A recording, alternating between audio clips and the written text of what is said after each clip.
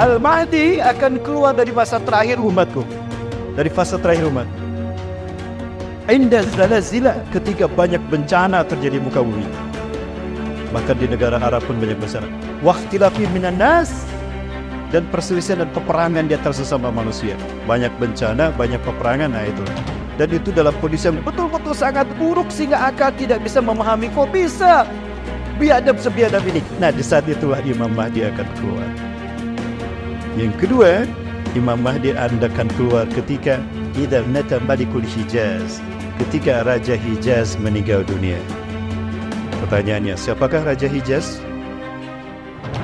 Al-Hijaz makanun ma bainal Makkah wal Madinah fahuwal Hijaz. Hijaz adalah tempat yang ada di antara Mekah dan Madinah. Oh, berarti Raja Hijaz adalah Raja Saudi Arabia. Berarti ciri Imam Mahdi akan datang apabila Raja Saudi meninggal dunia. Siapa yang dimaksud?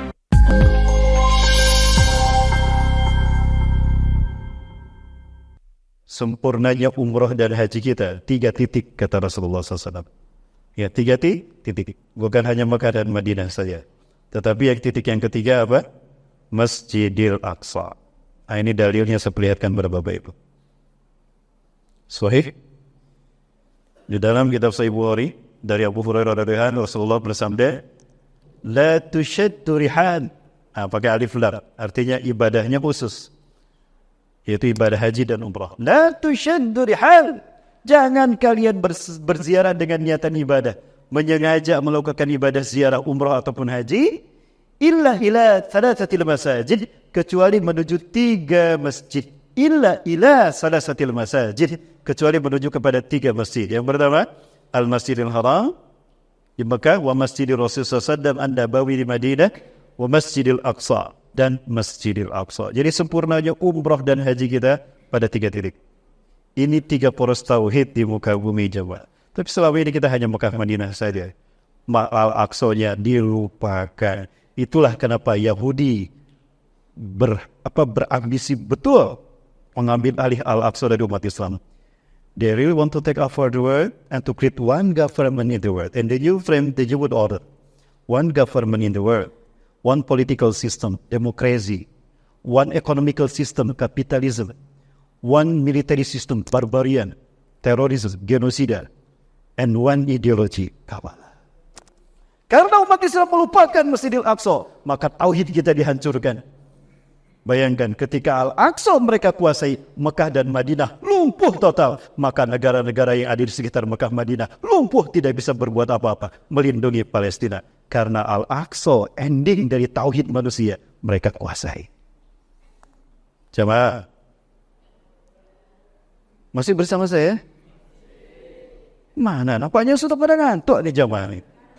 Jamaah, oleh jamaah, saya bukan Ustadz Maulana dan saya bukan Ustadz akhir zaman. Berat jadi Ustadz akhir zaman. Sejujur apapun saya berbicara, sebenar apapun fakta yang saya ungkap, jika ada pejabat yang tersinggung, kena saya jawab. Maka mohon maaf, saya sudah pensiun dari Ustadz akhir zaman. Lalu Ustadz jadi apa sekarang? Insya Allah profesi saya yang saya istiqomah di dalamnya, Ustadz akhir bulan. Aman ya akhir bulan ya. Jawab ya rahmat Allah subhanahu wa ta'ala. Masjidil Haram adalah titik tolak peradaban. Titik nol peradaban manusia adalah di Masjidil Haram.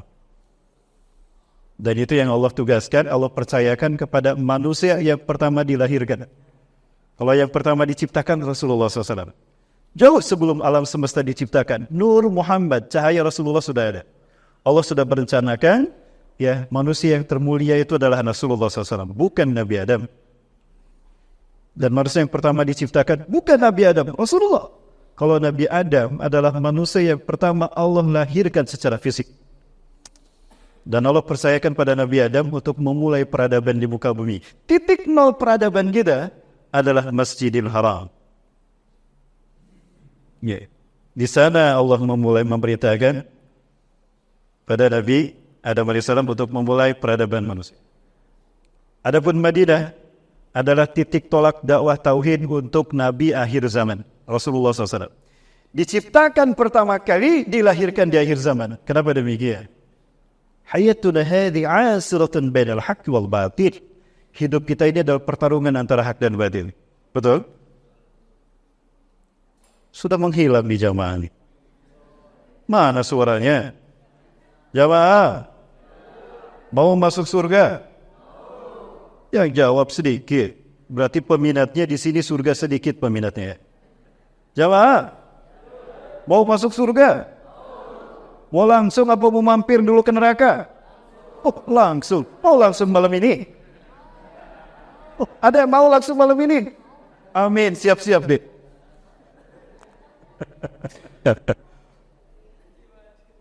Ya.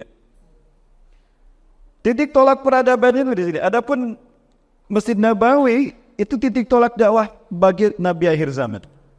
Diciptakan pertama kali, dilahirkan di akhir zaman. Kenapa dilahirkannya di akhir zaman? Ya. Berbicara pertarungan antara hak dan batil, itu laksana perlombaan. Yang namanya perlombaan, kompetisi, itu yang ditunggu-tunggu babak penyisihan, babak semifinal apa babak final? Babak final. Kenapa babak final yang ditunggu? Menentukan yang menang dan yang kalah.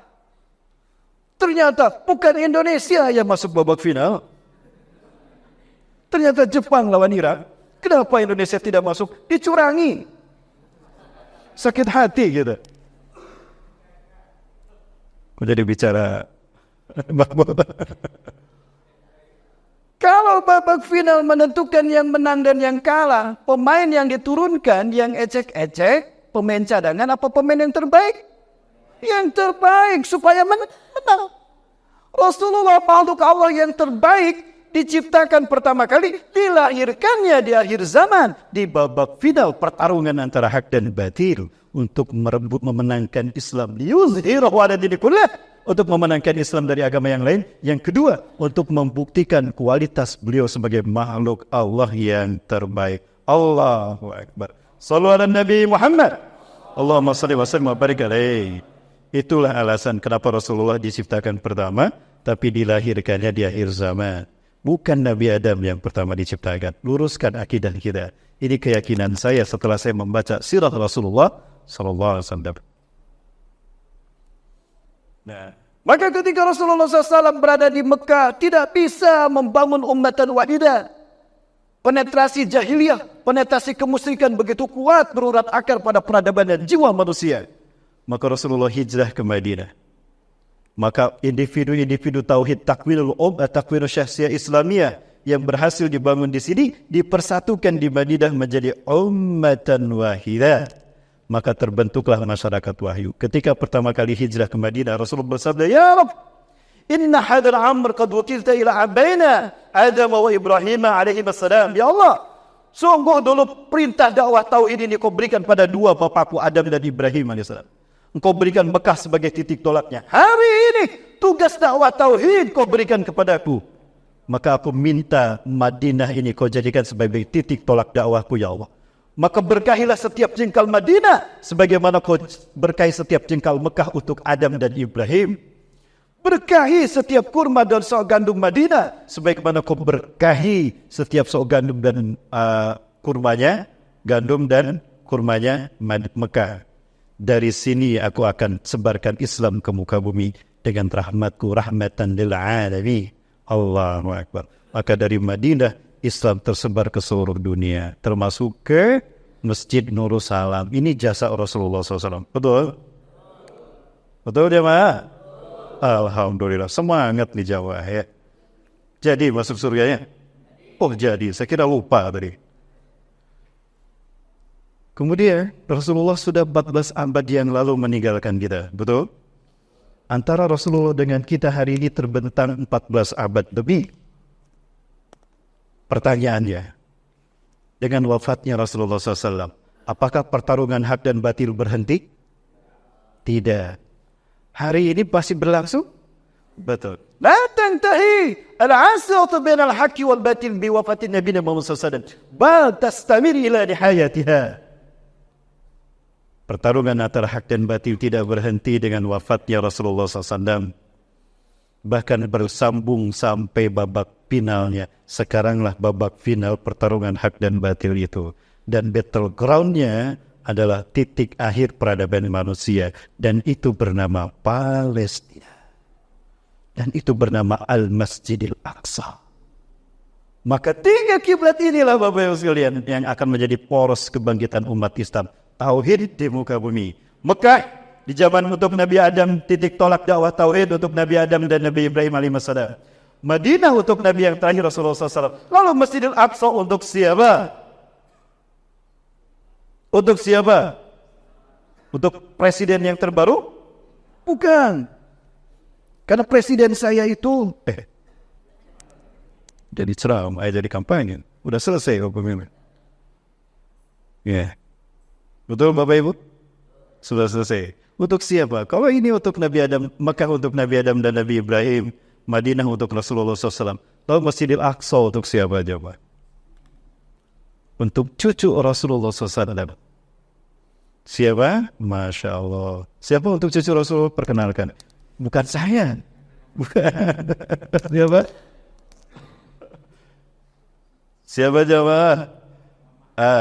Ini orangnya nih. Imam Mahdi. Imam Mahdi ya? Ini hadisnya.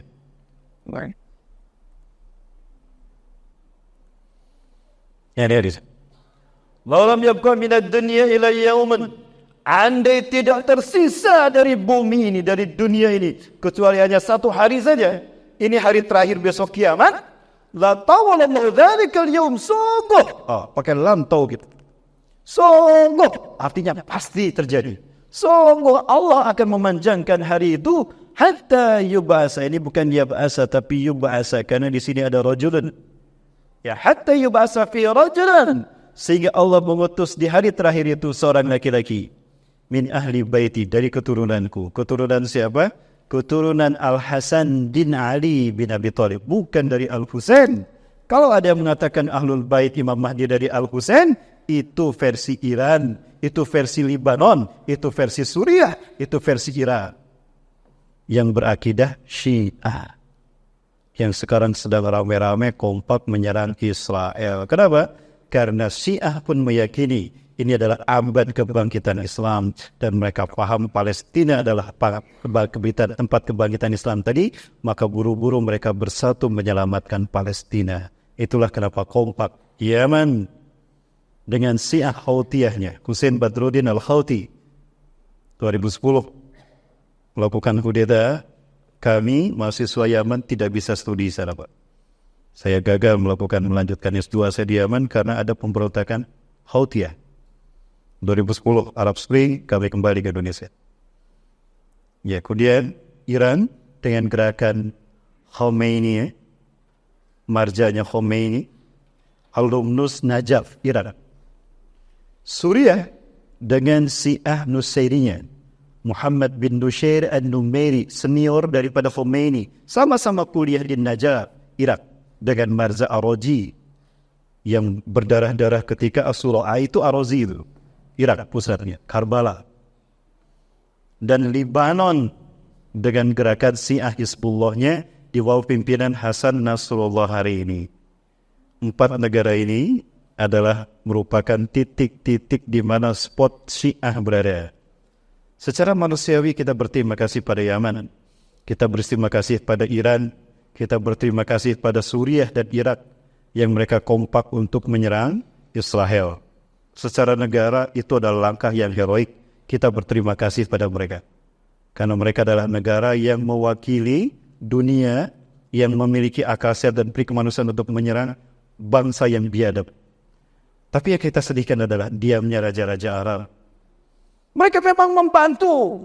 Ada yang bilang pada saya, siapa bilang Arab diam saja? Mereka membantu lebih besar bahkan. Betul, kita tidak menafikan itu. Tapi pertanyaan saya, adakah bantuan dari raja-raja Arab tadi menghentikan tetesan darah saudara kita di sana?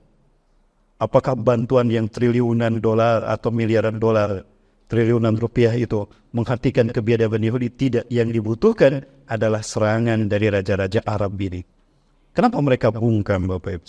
Mereka ada dalam genggaman bangsa-bangsa yang menjadi pelayan setia Yahudi, Bapak Ibu. Betulkah demikian? saya bisa mempertanggungjawabkan. Mungkin ada yang tersinggung dengan kata-kata saya. Yuk kita buka lagi sejarah. Siapa yang membidani lahirnya Arab Saudi? Siapa yang membidani lahirnya Jordania?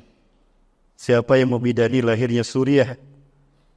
Ya, siapa yang membidani lahirnya negara-negara Arab? Dubai, Qatar, apa lagi? Itu Bapak Ibu siapa? Bapak Ibu mendengar Thomas Edward Lawrence yang digelari Lawrence of Arabia, itu sama dengan Seno Kubronya di Indonesia. Ya. Yeah. Melalui Inggris, negara-negara Arab memerdekakan diri dari Turki Utsmani, dari khilafah. Dan bukannya berjuang membantu tegaknya khilafah, tapi harus membantu Inggris menghancurkan Turki Utsmani. Buka sejarahnya. Maka yang membidani lahirnya negara-negara itu Inggris dan Amerika yang dibentuk oleh orang Yahudi. Silahkan buka sejarah Sir Mayer Rothschild yang mempersatukan 12 dinasti Yahudi di Bavaria, Frankfurt, Jerman dengan 24 langkah yang kemudian oleh Theodor Herzl dijadikan protokol Zionis. Itu step by step untuk menguasai dan melahirkan revolusi dunia. Melahirkan revolusi Prancis, lalu ada revolusi Inggris di abad ke-18, dan revolusi Amerika. Bangsa-bangsa ini didirikan oleh orang Yahudi. Dan bangsa-bangsa inilah yang membidani lahirnya bangsa-bangsa Arab. Dan memisahkan diri dari Turki Utsmani sekaligus menghancurkan Turki Utsmani. Hancurnya Turki Utsmani adalah karena lepasnya Palestina dari genggaman khilafah Islami. Kenapa harus Palestina? Karena Palestina adalah jantung dunia. Menguasai Palestina berarti menguasai dunia. Palestina adalah jantung dunia, heartland of the world. Karena Palestina menghubungkan semua benua. Palestina menghubungkan benua Afrika, Eropa, dan Asia. Menguasai Palestina berarti menguasai dunia. Yahudi Zionis Ashkenazim, mereka ingin menguasai dunia. Maka pasca revolusi Bolshevik 1916, maka Yahudi Ashkenazim mereka bereksodus di bawah naungan Amerika, Inggris, dan Prancis masuk ke Palestina sejak 1920. Setiap tahun mereka masuk 2.000 orang lebih setiap bulannya. Maka dalam waktu 1 tahun, 1946 ke 1947, Palestina terpecah menjadi 2. 54% Israel Yahudi, ya, bangsa Yahudi Ashkenazim, dan 46% hanya umat Islam Palestina saja. Maka tahun berikutnya, 15 Mei 1948, Israel berdiri di tanah Palestina. Hatta al-yaum sampai hari ini. 11 provinsi Palestina mereka kuasai, termasuk Al-Quds, Yerusalem. 1 provinsi yang belum mereka kuasai, Gaza Strip, jalur Gaza. Kenapa jalur Gaza susah untuk dihancurkan dan dikuasai? Karena jalur Gaza Allah sisakan untuk kebangkitan Islam dunia di bawah pimpinan beliau. Di bawah pimpinan beliau siapa? Ini Imam Mahdi. Hatta yubasa fi rajulan min ahli baiti, sehingga Allah mengutus seorang laki-laki dari keturunanku. Keturunan siapa? Al-Hasan, bukan Al-Husain. Buka dalam kitab Hasan Hussein Untold Stories, karya Sayyid Hasan Al-Husaini, Allahu yahfazah, dari Iran. Beliau adalah Muslim, bukan Syiah. Beliau menukilkan sebuah hadis. Ketika Rasulullah SAW bersama Ali bin Abi Thalib pulang dari satu keperluan, Hasan dan Husain datang menyambutnya. Ayah, kakek, kata Hasan Husain. Hasan ke arah Rasulullah SAW, Al-Husain ke arah Ali. Maka Rasulullah menggendong Al-Hasan dan mengelus-ngelus punggungnya. Lalu Rasulullah bersabda, Ya Ali, inna min zuhri ibni Kahabir sayuladu rajulan.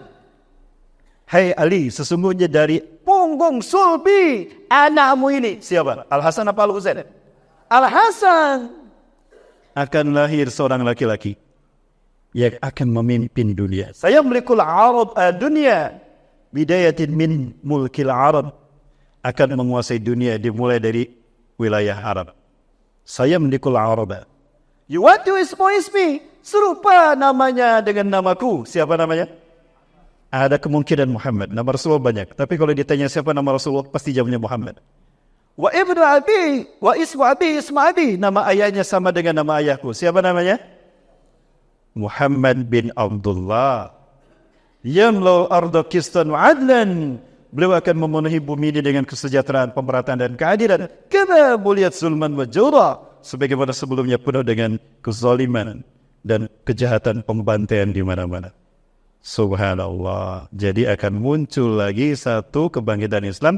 Dan itu titik tolaknya adalah Palestina, Masjidil Aqsa. Untuk siapa? Imam Mahdi. Subhanallah. Jamaah, bisa diikuti? Masih bersama saya? Sampai jam berapa? Oh, sampai selesai. Selesai jam 12 ya. Saya tagih siapnya. Jam berapa ini? Baru jam setengah 10. Masih 2 jam setengah lagi. Nggak yakin sampai jam 12. Paling jam 10 banyak yang muntaber. Nah, pasti ada yang muntaber. Tahu muntaber? Mundur tanpa berita. Satu-satu pulang. Kemana nih jamaah? Adek juga tahu seorang tadi keluar. Kemana dek? Jamaah. Jadi tersisa satu kebangkitan Islam lagi. Dan itu titik tolaknya Palestina. Jadi jika dunia semuanya sudah berbicara tentang Palestina, jika umat manusia seluruh dunia berbicara tentang Masjidil Aqsa, Palestina, Gaza, artinya no, so this is the sign that we are now in the last episode of the human civilization in the world. Bahwa hari ini kita berada di episode terakhir peradaban manusia di muka bumi. Artinya apa? Kiamat mulai dekat dengan kita. Palestina menang, Israel hancur, kiamat datang. Ustaz nakut-nakutin. Saya bukan nakut-nakutin. Berbagi rasa takut.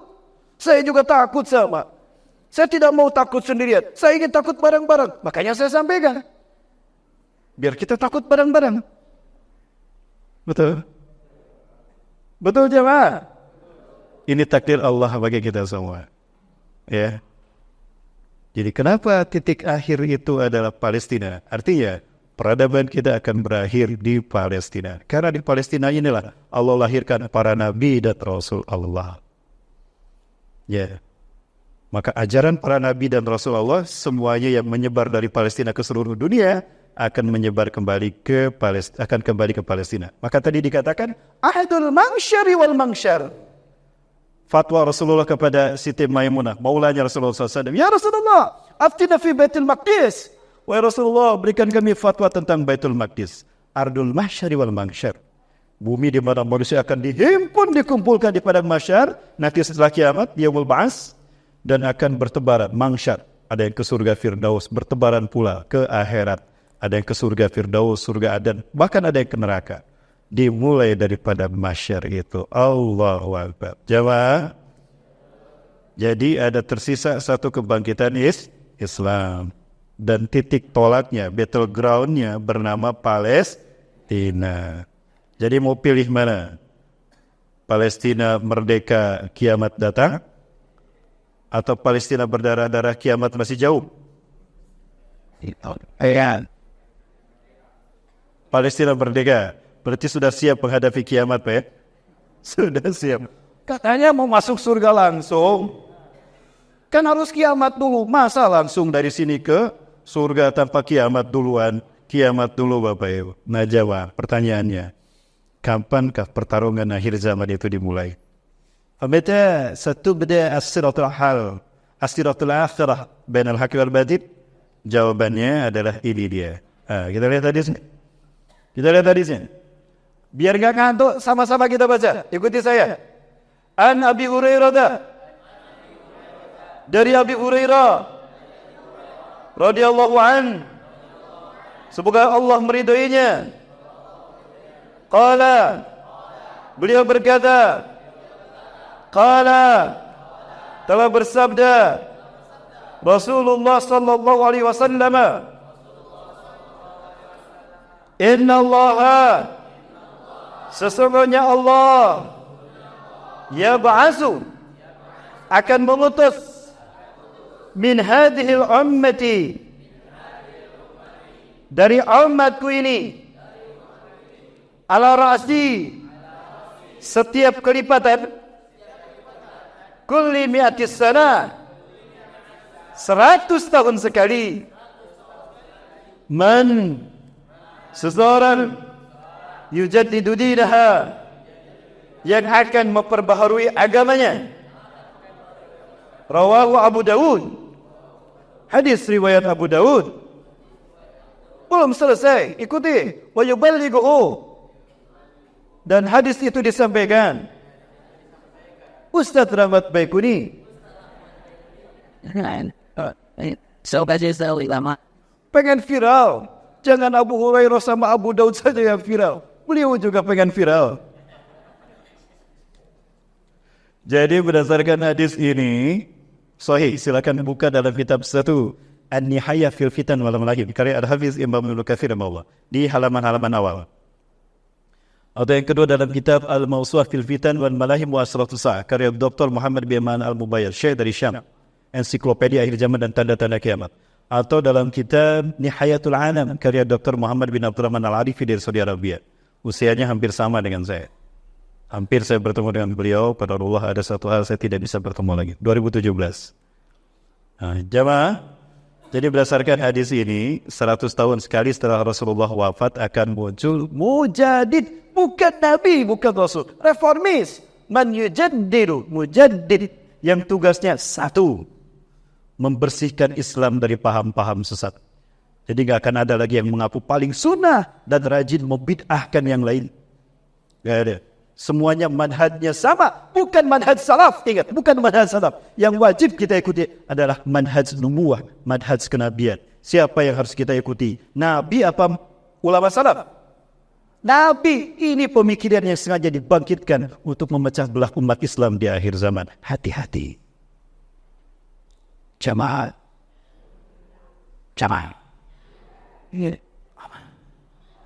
Aman. Saya tagih nih. Kalau ada apa-apa, ikut saya. Yang tugasnya satu, membersihkan Islam dari paham sesat. Sehingga pada saat beliau datang dan memimpin, maka Islam akan kembali pada makomnya. Ma'ana alaihi washabi. Pada manhaj nubuwah, manhaj kenabian. Maka tidak ada yang mengklaim paling benar, paling sunnah. Semuanya sama. Ummatan wahidah. Betul. Manhaj nubuwah, manhaj kenabian, ma'ana alaihi washabi, kata Rasul. Yang kedua, umat Islam akan dipersatukan di bawah imamah dan imarahnya, kepemimpinan. Yang ketiga, Islam akan memimpin dunia. Tidak ada tempat sejengkal pun di muka bumi melainkan Islam akan tegak di sana. Tidak ada satu rumah pun, kata Rasulullah, baik di kota atau di kampung, ila saya tukuh babahu Islam, melainkan Islam akan mengetuk pintu rumahnya. Kemudian yang keempat, dunia aman sejahtera. Maka pada saat itu kita akan menyaksikan kapitalisme akan kembali ke barat, komunisme akan kembali ke timur. Fayakunu dinu kulluhu lillahi azza wa jalla, maka yang agama adalah hanya untuk Allah azza wa jalla. Allahu akbar. Dan yang terakhir, umat Islam akan kaya raya.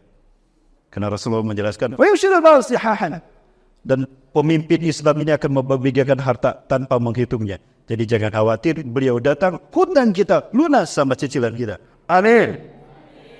Kencang aminnya. Belum lunas hutang sama cicilannya.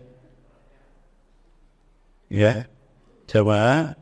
Jadi kalau ada debt kolektor, berdoa yang kencang, ya Allah, segeralah utus Imam Mahdi, ya Allah, hutang sama cicilan saya. Ini ada debt kolektor mau nagih, ya Allah, mau jabal cicilan saya.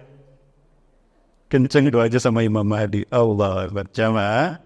Baik, umat Islam yang terakhir memimpin dunia adalah Turki Utsmani. Sepakat? Umat Islam yang terakhir memimpin dunia adalah Turki Utsmani. Dan Turki Utsmani secara de facto dan de jure berdasarkan sejarah itu berakhir di 3 Maret 1924. Betul? Sepakat? Nah, kalau angka 1924 kita ambil, tambah 100 sebagaimana hadis tadi, berapa hasilnya? 2000? Ini matematikanya betul. Versi sekolah apa versi KPU? Kadang beda kita sama KPU. Betul. Suka beda ya. Sampai kita berselisih gara-gara matematika kita berbeda. Dibawa ke Mahkamah Konstitusi. Salah, bukan ke Mahkamah Konstitusi. Kemana? Ke guru matematika. Betul? Halo? Aman? Mohon maaf, saya juga warga negara Indonesia. Punya hak suara. Halo? Jadi berapa hasilnya? Nah sekarang tahun berapa? 2000. Apakah ini tahun titik tolak kebangkitan Islam? Insya Allah. Allahu Akbar. Baik, berarti pemimpinnya Imam Mahdi. Battleground-nya, titik tolaknya, manba'nya, matla'nya adalah Masjidil Aqsa, Palestina. Pertanyaannya, lalu siapa pasukan Imam Mahdi? Nih, abang-abang ini nih pasukannya. Benar abang-abang ini? Bapak Ibu, siapakah pasukannya? Kalau Imam Mahdi sudah ada, berarti Imam Mahdi, pasukannya sudah ada. Jawab. Kapan Ustaz Imam Mahdi itu datang? Ciri-ciri Imam Mahdi akan keluar. Kata Rasulullah SAW, yakhruju al-Mahdi fi akhir ammati. Al-Mahdi akan keluar dari masa terakhir umatku. Dari fase terakhir umatku. Inda zalazila, ketika banyak bencana terjadi muka bumi. Bahkan di negara Arab pun banyak bencana. Wakhtilafi minan nas, dan perselisihan dan peperangan di antara sesama manusia. Banyak bencana, banyak peperangan, nah itulah. Dan itu dalam kondisi yang betul-betul sangat buruk sehingga akal tidak bisa memahami kok bisa biadab sebiadab ini. Nah di saat itulah Imam Mahdi akan keluar. Yang kedua, Imam Mahdi akan keluar ketika idza mata Malikul Hijaz, ketika Raja Hijaz meninggal dunia. Pertanyaannya, siapakah Raja Hijaz? Al-Hijaz makanun ma bainal Makkah wal Madinah fahuwal Hijaz. Hijaz adalah tempat yang ada di antara Mekah dan Madinah. Oh, berarti Raja Hijaz adalah Raja Saudi Arabia. Berarti ciri Imam Mahdi akan datang apabila Raja Saudi meninggal dunia. Siapa yang dimaksud? Dapat WA dari mana, Bang? Siapa? Betul Raja Salman? Yakin? Saya enggak yakin. Kita kuatkan sama-sama. Jamaah yang mati Allah. Betulkah Raja Hijaz yang dimaksudkan Raja Salman? Nah, kita lihat. Ini Mekah di zaman Nabi Ibrahim. Wadin ghairi dhi zar'in. Ini Mekah di zaman Rasulullah SAW gambarannya. Dan ini Mekah di zaman kita. Tanda kiamat telah terjadi, kata Rasulullah. Saya tidak rela ada gedung yang lebih tinggi daripada Ka'bah dan Masjidil Haram. Ini rumah Allah kalah sama gedung ini. Pantas tidak? Adabnya di mana? Saya yakin Rasulullah tidak suka dengan Mekah hari ini dalam kondisi seperti ini. Dan ini tanda kiamat. Ketika Jibril menyerupai sebagai seorang laki-laki, kata Umar bin Khattab, "Bainama nahnu julusan 'inda Nabi Muhammad sallallahu alaihi wasallam fi majlisin, yatala' 'alaina rajulun." Ketika kami bersama Rasulullah SAW dalam satu majlis, datang seorang laki-laki. Syadidu bayadith thiyab, ya, amat putih cemerlang pakaiannya. Syadidu sawadi sya'ar, hitam mengkilau rambutnya sebahu. Wala nura minhu min atharis safar, tidak terlihat bekas perjalanan jauh keringat, tidak.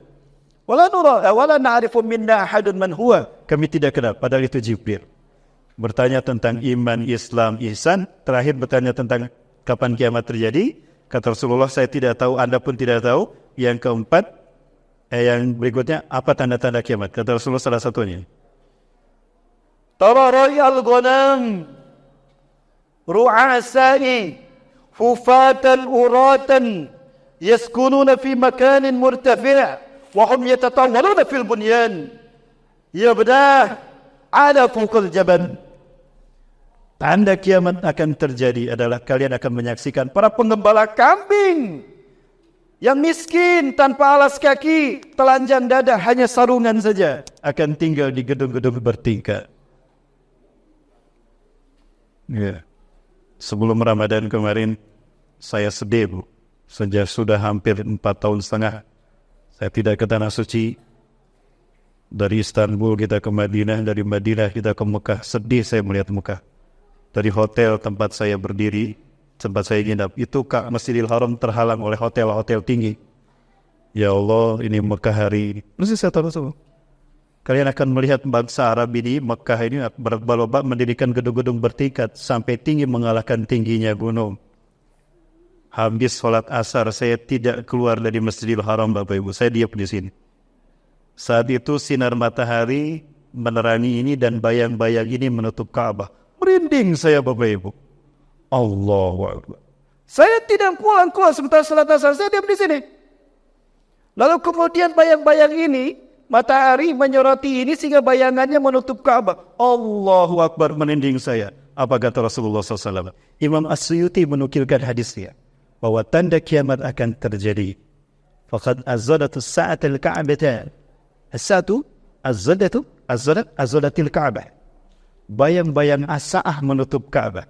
Bayang-bayang as-sa'ah menutup Ka'bah. As-sa'ah itu artinya jam. Ini apa ini? Allahu Akbar. Orang-orang Arab sekarang mengatakan ini as-sa'ah. Hal itu terjadi zaman saya. Ini maksud hadisnya. Allahu Akbar. Jamaah. Berarti benar ini. Nah, Bapak Ibu sekalian, saya tidak bicara tentang sejarah Arab sedikit saja. Ini adalah King Abdul Aziz bin Abdurrahman Al Saud. Nama Saudi Arabia diambil dari nama beliau, As-Saud. Dibantu oleh Thomas Edward Lauret dari Inggris yang hafal Quran dan hadis. Tunduklah ulama-ulama Arab. Seperti Snowcookernya hafal 30 juz, hafal hadis dan bisa berbahasa Arab. Berganti nama menjadi Abdul Ghafur sehingga pura-pura jadi syekh. Ya, Bapak Ibu, hingga apa yang terjadi, tertipulah umat Islam. Dibantu Inggris, berdirilah terpisahlah Saudi Arabia.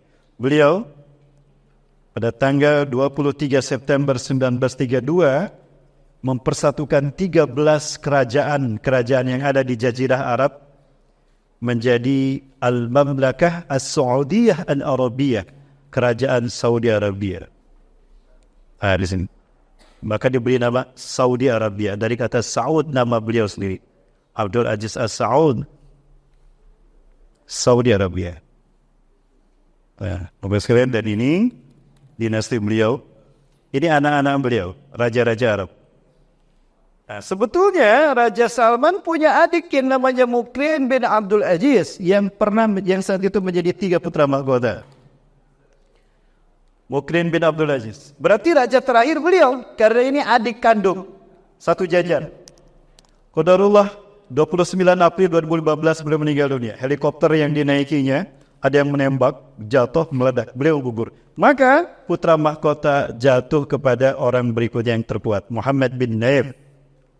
Ya, keponakan dari beliau. Putra adik beliau namanya kakak beliau bernama bernama Naif bin Abdul Aziz. Tapi beliau pun meninggal 2017. Berarti putra mahkota tersisa satu, otomatis putra mahkota jatuh ke tangan Muhammad bin Salman sampai hari ini. Berarti raja terakhir adalah beliau. Ya, tadi dikatakan ciri Imam Mahdi akan datang apabila meninggalnya Raja Hijaz. Hijaz adalah Saudi Arabia, antara Mekah dan Madinah. Berarti meninggalnya Raja Salman. Berapa usia Raja Salman sekarang? Halo? Sudah pada sipit matanya.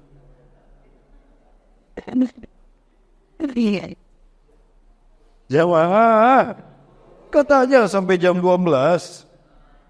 Ini baru jam setengah 10 lebih, jamaah. Lanjut jamaah.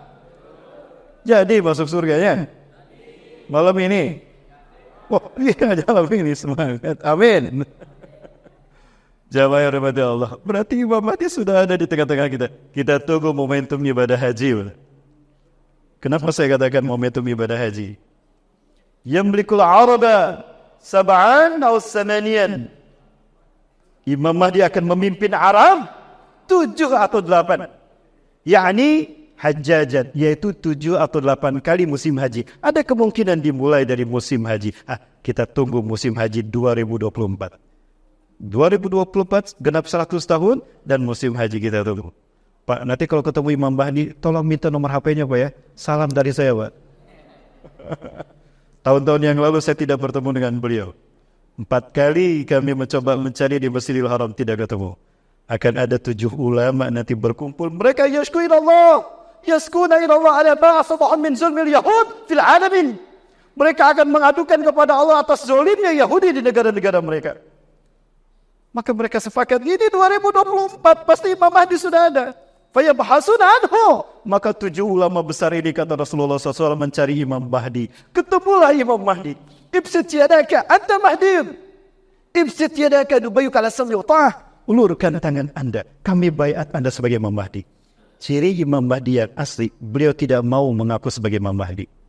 Lastu Mahdian, ana ihda minal ansar. Beliau menarik tangannya. Saya bukan Imam Mahdi. Saya hanya satu dari orang Ansor saja. Buktinya dari Ansor, Madinah. Bukan dari Pakistan. Muhammad Qasim, bukan. Saya sudah WA-an sama asisten beliau. Bukan, beliau tidak ngaku kok. Masih ada WA-nya di HP saya. WA-nya Muhammad Qasim. Beliau bukan Imam Mahdi. Loh, saya ngobrol dengan asisten beliau lama dengan HP saya. Beliau sendiri tidak mengaku kok. Siapa? Pengikutnya saja yang mengklaim. Hawa? Aman? Nah, jawab. Berarti beliau dari Madinah. Ada ihda minal ansar. Saya adalah salah satu dari orang-orang Ansar. Beliau lari ke Mekah, ke Madinah. Dikejar ke Madinah, lari ke Mekah. Ketemu di Mekah, lari lagi ke Madinah. Ya tahawal min Makkah dan Madinah salah semarat. Lari pula pergi Mekah Madinah 3 kali. Yang keempat kalinya ditahan sama malaikat Jibril, diislahkanlah oleh malaikat Jibril di malam itu. Dibuang rasa ragu, ditanamkan keyakinannya sebagaimana keyakinan Rasulullah ditanamkan ketika menjadi Nabi dan Rasulullah. Yang terakhir, maka menjelang salat subuh beliau keluar, dibaiatlah antara Rukun Hajar Aswad, Multazam, pintu Ka'bah dengan makom Nabi Ibrahim. Wa adadul ladzina yubayyunau ka'adadi ahli Badarin, dan jumlah orang yang membaiatnya, jumlah pasukan sama dengan jumlah pasukan Badarku, antara 313 sampai 315 orang. Sejak saat itulah perang pertama membersihkan jazirah Arab dari kemunafikan. Itu Pak. Kenapa Arab diam saja? Dipimpin oleh orang-orang munafik. Maka kemunafikan ini yang pertama kali diperangi Imam Mahdi. Ya, kita buka dalam kitab Sunan Ibnu Majah dan Sunan Abu Dawud. Ya, ada. Saya lupa lagi nomornya. Takzuna jaziratul Arab wa yaftahuha Allah. Kalian akan memerangi jazirah Arab dan Allah akan memenangkannya untuk kalian. Summa Farisa. Kemudian kalian akan memerangi Persia. Persia itu Iran dan sekitarnya. Wa yaftahuha Allah, dan Allah akan memenangkannya untuk kalian. Summa takzuna Rom wa yaftahuha Allah. Lalu kalian akan memerangi Eropa, Romawi. Kalian akan menang. Allah memenangkannya untuk kalian. Summa takzuna Dajjal. Lalu yang keempat, kalian akan berperang melawan Dajjal. Berarti telah dekat jamaah. Betul jamaah. Allahu Akbar. Ustaz, katanya 3 orang laki-laki Ustaz. Betul? Kata Rasulullah 3 laki-laki. Betul? Yaktatilu 'inda kanzikum salasatun. Akan berperang di sisi Ka'bah kalian 3 laki-laki. Kalau ibnu khalifatin, 3-3-nya putra mahkota. Tidak ada khalifah sebelum Imam Mahdi. Thumma la yasiru ila wahidin minhum. Tapi salah satu pun tidak ada yang menjadi raja. 3-3-nya tidak menjadi raja. Ustaz kan tinggal 1. Ini sudah wafat. Betul, tinggal 1. Tapi ada lagi 3. Ini. Yang kedua, ada Al-Walid bin Talal. Ini istrinya. Berhijab tidak? Al-Walid bin Talal. Dan ini yang ketiga, Khalid bin Farhan. Sekarang ada 3 lagi. Apakah ini 3 orang yang dimaksud? Wallahu a'lam bis-shawab. Tapi mereka tidak akan berhasil menjadi raja. Kenapa? Sematatu Arayasud bin Kimalil Masyrik. Kemudian muncullah para pembawa panji hitam yang bertuliskan La ilaha illallah Muhammadur Rasulullah. Ya. Min Kimalil Masyrik, dari arah timur. Rasulullah berada di Madinah. Kata Rasul, dari arah timur munculnya. Itu telunjuknya kemana? Ke Pekanbaru. Ke Pekanbaru, Pak. Yakin? Mana semangatnya nih? Masa Ustaz ke Pekanbaru? Kita lihat hadisnya. Betul Ustaz, ada hadis tentang Pekanbaru? Ada. Ustaz main-main? Tidak, serius saya.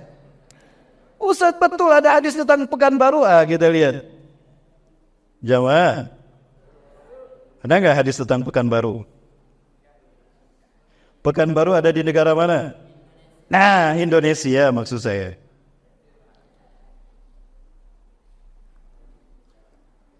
Indonesia. Pernah membaca hadis ini? Tidak sengaja ketika saya membuka syarah Syekh An-Nawawi Sahih Muslim, saya menemukan hadis ini.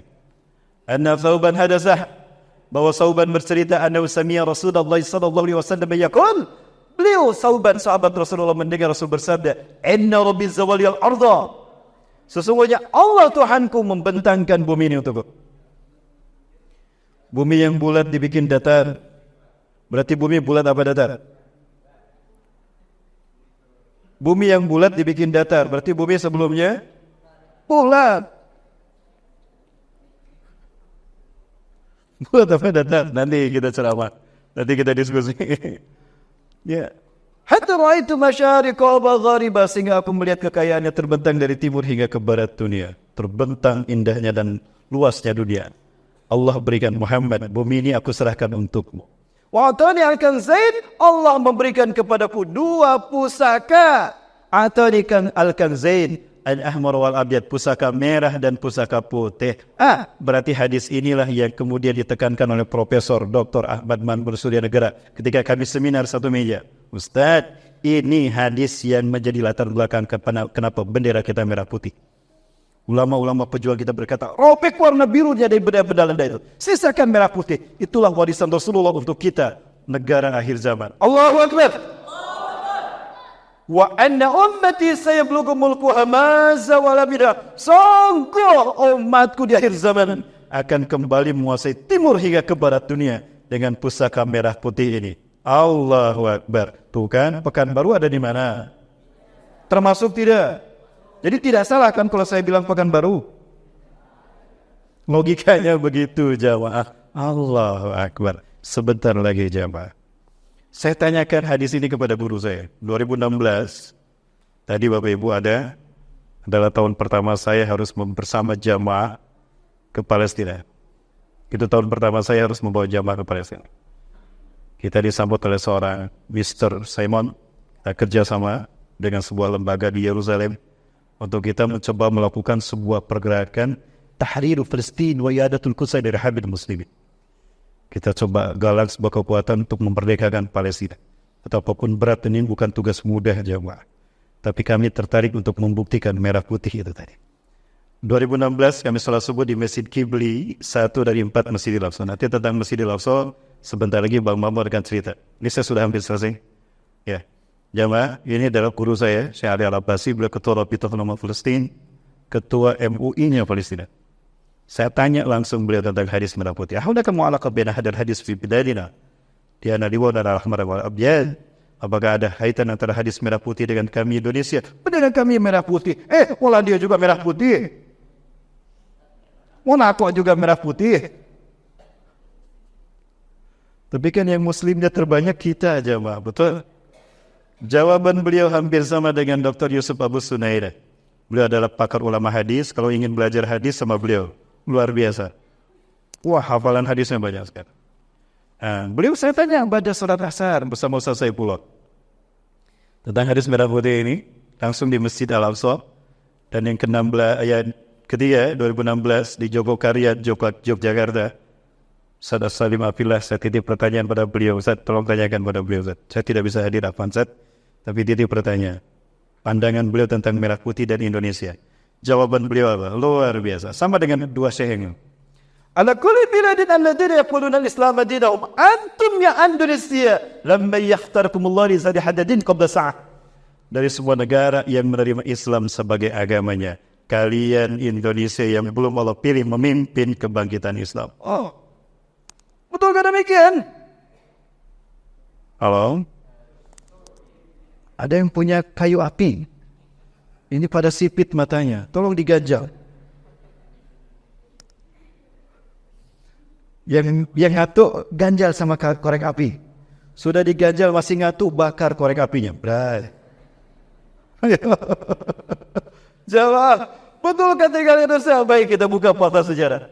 Arab sudah di zaman Rasulullah SAW. Betul? Dimulai dari 610 Masehi di Mekah, berakhir 632 di Madinah. 23 tahun. Dari Madinah Rasulullah menggenggam dunia. Betul? Afrika sudah di zaman Salahuddin Al-Ayyubi. Perang Salib 1187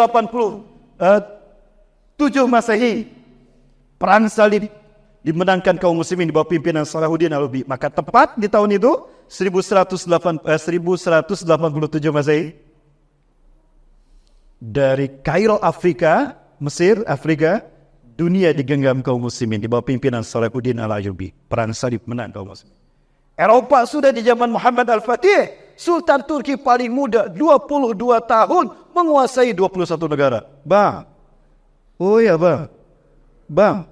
Imam Mahdi itu 22 tahun menguasai 21 negara. Abang berapa akhwat yang sudah dihalalkan? Jangan dulu bicara negara bang. Akhwat dulu saja. Halo? Udah nikah belum? Wah, jauh dari Muhammad Al-Fatih ya. 22 tahun menguasai 21 negara. Negara terakhir yang dikuasai Konstantinopel. Membuktikan apa yang Rasul sabdakan 900 tahun sebelumnya, kurang lebih. La tuftahannal Konstantinia. Sungguh Konstantinopel akan dibebaskan, bukan ditaklukkan. Karena Islam bukan penakluk, Islam bukan imperialis. Islam itu pembebas. Karena bumi Allah wariskan untuk Islam dan kaum muslimin. Maka kolonialisme, imperialisme itu barat, bukan kita. Kita yang dijajah oleh mereka. Betul. Jadi teroris itu bukan Islam, tapi barat. Sepakat? Aman? Sampai mana tadi? Bukan itu iklan. Maka tercatat 29 Mei 1453 dari Konstantinopel. Muhammad Al-Fatih menguasai dunia. Yang perlu kalau pilih Asia Tenggara jemaah. 2012 dari Bandung, para pemuda Bandung dan Jakarta kita bersama-sama, dan Semarang, Jawa Tengah kita berkumpul untuk mengadakan seminar internasional. Di momentum konferensi Asia Afrika, konsensus non-blok 1955, 28 negara hadir. Dari 28 negara, satu yang sampai hari ini masih dijajah, Palestina. Maka di gedung di mana konferensi non-blok tadi kita laksanakan, seminar internasional. Temanya, Merdeka Palestina, Al-Aqsa kembali pada panggung umat Islam. Freedom for Palestine, and return back the Al-Aqsa to umat Islam, to Muslim people in the world. To the Muslim nation. Kita undang 12 negara, Asia Tenggara, Inggris, Amerika hadir. Saya panitia ini. Apa kata mereka? Kami sepakat untuk menyerahkan kepemimpinan Asia Tenggara kepada Indonesia. Allahu Akbar. Jadi gimana jemaah? Genderang kebangkitan Islam sudah dimulai. Perjuangan Islam di Efesus hari sudah dimulai. Dan Allah sudah menetapkan Al-Mahdi sebentar lagi akan datang. Apakah kita hanya sebatas kajian dan tablik akbar?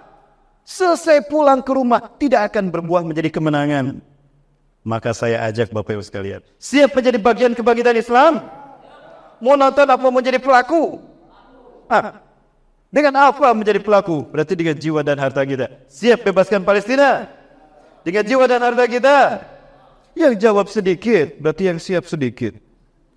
Dan yang banyak bapak-bapak, ibu-ibu. Masa bapak-bapak sama ibu-ibu yang berperang bersama saya? Mudanya mana nih? Jawab. Insya Allah, tolong doakan kami, saya dan teman-teman Yayasan Cahaya Babu Sedekah, mengajak para pemuda dari seluruh Nusantara, yuk kita buktikan, merah putih itu adalah kita Indonesia. Betul? Dalam mimpi-mimpi ulama-ulama besar ini, Syekh Muhammad Ismail Zain Al-Yamani, ulama besar Yaman, mimpi bertemu Rasulullah SAW, dan Rasulullah SAW menyebutkan Indonesia dalam mimpinya. Hum ikhwatukumul muslimun al-Indonesia alladzina yuhibbuna bisyiddah wa ana uhibbuhum bisyiddah. Mereka adalah umat Islam Indonesia yang sangat mencintaiku dan aku mencintai mereka. Humul ladzina sayuharrinakum min zamil yahud wa yu'aduna al-qudsa ila rihabikum. Mereka lah yang akan memerdekakan kalian dari Yahudi dan akan mengembalikan Al-Aqsa ke pangkuan kalian. Allahu Akbar. Kita buktikan merah putih Indonesia dan mimpi Syekh ini Al-Habib Muhammad bin Abi Al-Hasan Al-Maliki, cucu Rasulullah dari Mekah. tubuhnya masih utuh sampai sekarang. Beberapa kali digali kuburnya untuk dipindahkan dari makam Baqi, masih utuh. Maka pemerintah Saudi menetapkan tetap jangan dipindahkan, ahli surga. Beliau pun mimpi, sahabat. Bahkan gurunya bertemu Rasulullah langsung dalam kasabnya, Syekh Utsman. Dan dalam pertemuan tadi Rasulullah menyebutkan Indonesia. Jadi gimana? Saatnya kita sebelum kita berangkat, yuk kita bantu saudara-saudara kita yang berjihad di sana. Jawa,